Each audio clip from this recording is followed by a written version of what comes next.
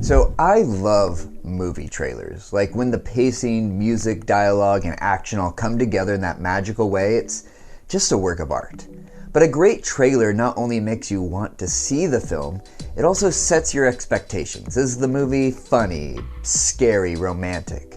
As a joke, there is a video called Scary Poppins where a person created a trailer for that classic movie, but instead of a lighthearted musical for children, it is presented as a dark horror about a sinister witch who travels on the wind. Of course, if you were tricked into thinking that some sugar would make your medicine taste better, you might also agree that it was a horror movie. When a trailer tells us what type of movie we are going to watch, it is letting us know its genre. This is important because genre sets expectations. And this is not just true of movies, this is true of any type of story. John Collins gives a brief definition of genre when he writes, "By literary genre, we mean a group of written text marked by a distinctive recurring characteristics which constitute a recognizable and coherent type of writing." Genre is, as Duvall and Hayes puts it, a fixed agreement between author and reader about how to communicate. Scary stories will be scary. Funny stories will be funny. Mystery stories will be mystery. Scripture is no different. However, the challenge we face as readers is that the Bible is not just one genre. Remember, it is a collection of ancient writings from the Middle East, and this collection is diverse. The Hebrew scriptures, the Old Testament, are often divided into narrative, law, poetry, prophecy, and wisdom, with narrative being the most common genre. Nevertheless, narrative as a category is just too broad, as it contains various genres within it. Harry Potter and To Kill a Mockingbird are both narratives, but you wouldn't find them next to each other in a bookstore.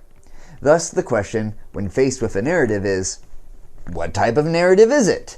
Well, Philip Long shows that the various genres of narratives are recognized on the basis of generic signals. If a story starts with "once upon a time," we are expecting to read a fairy tale. For a biblical example, a parable is a common form used within the Gospels, but not every parable is labeled. This requires one to compare a passage with those clearly labeled as parables for similar markers or styles. Once identified, the reader can understand how best to interpret the story, as Craig Bloomberg shows when he states that parables, for example, must not be interpreted as straightforward history. Although they are very lifelike in many ways, Jesus may have included some details in them simply to make the stories lively and interesting. And here we see why genre helps us on our quest to figure out when a story from Scripture should be viewed as historical or not. If something is determined as a parable, then it would not be viewed as a historical narrative. If something is determined as a parable, then it would not be viewed as a historical narrative, because the intention of the author would not be to represent something that actually happened. Or, in other words, genre can define if a story is historical or not. Now, before we load this silver bullet into our smoking gun, there is one hiccup. Some genres can be used for both fiction and nonfiction. A mystery book can use the typical aspects of the mystery genre to describe a real-life conundrum. However, not all hope is lost, because when it comes to Scripture, there are genres that determine the historicity of the story. And here's where we turn to one of my favorite books of the Bible, Jonah. You see, Jonah is a unique book. It sits amid the minor prophets, but stylistically, it stands out among its neighbors. Jonah openly defies God within the first 3 verses. Prose, not poetry, constitutes a majority of the writing.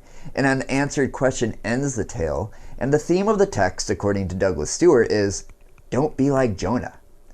These various aspects cause Kevin Youngblood to conclude that it is best to read Jonah on its own terms, and then relate its distinctive themes to the common motifs of the prophetic literature in general.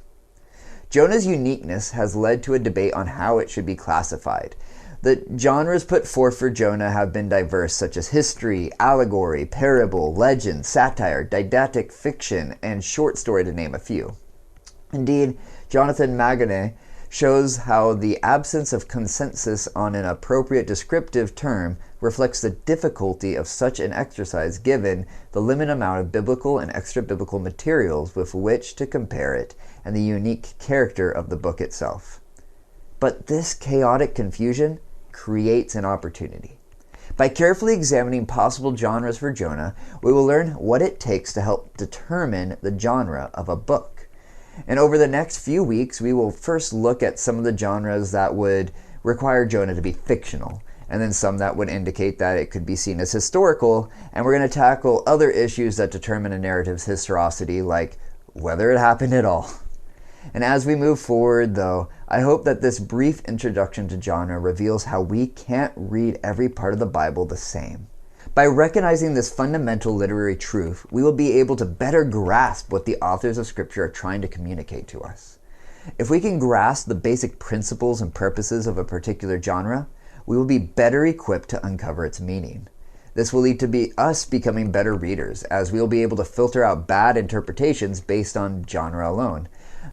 To help illustrate this, let's end this with an example of how genre can save us from a bad exegesis.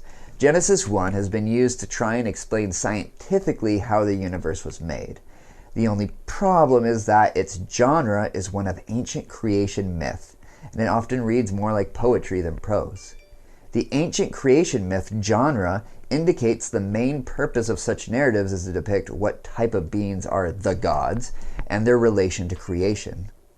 Understanding this purpose informs us that we should be reading the beginning of Genesis to find out about our God and how he relates to his creation. In other words, these literary aspects illustrate how a scientific reading fails to pass the genre test. Again, the Bible is not simple, but that does not mean that it is so convoluted it cannot be understood. The more skilled we become in understanding the literary aspects of Scripture, the more we will be able to learn the wonderful truths it has for us. Thank you again for watching. I hope this was a blessing to you guys. If you liked it, please subscribe, like, ring the bell, all the YouTube things. Anyways, if you want to read it or just listen to the audio version, links for that will be down below. And I will see you next time.